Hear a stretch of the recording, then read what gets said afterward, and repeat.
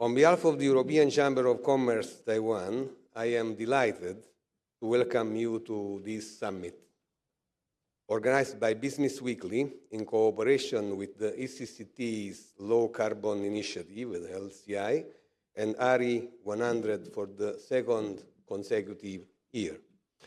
At last year's summit, I spoke about the serious challenges the world is facing in efforts to achieve the energy transition. 1 year on, we are still facing the same challenges. The good news, though, is that some countries are moving fast in the transition to renewable energy. Europe remains a leader, and progress has sped up as a consequence of efforts to strengthen the energy security following Russia's invasion of Ukraine. Here in Taiwan, progress has been made over the past year, such as the opening of Taiwan's third offshore wind farm, as well as the amendments to the Renewable Energy Development Act that mandates rooftop solar panels for new buildings, among others. On the other hand, other aspects of Taiwan's regulatory environment are still facing slow progress or are still slowing down progress.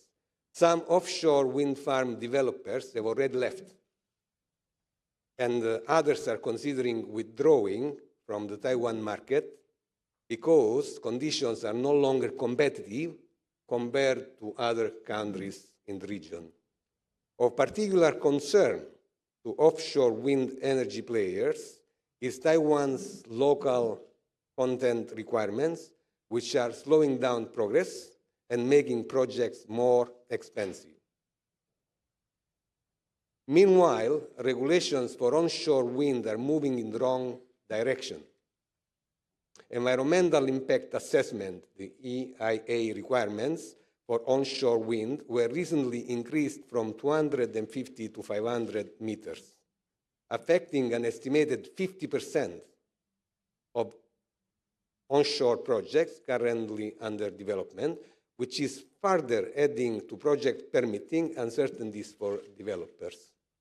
We have welcomed the government's target of 60 to 70% of the energy mix to be from renewable sources by 2050. Companies that are part of the RE 100 are desperate to secure enough green energy.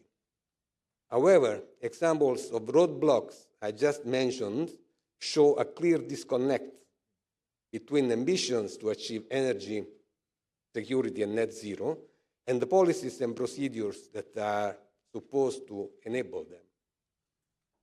By the way, this message will come as no surprise to the government.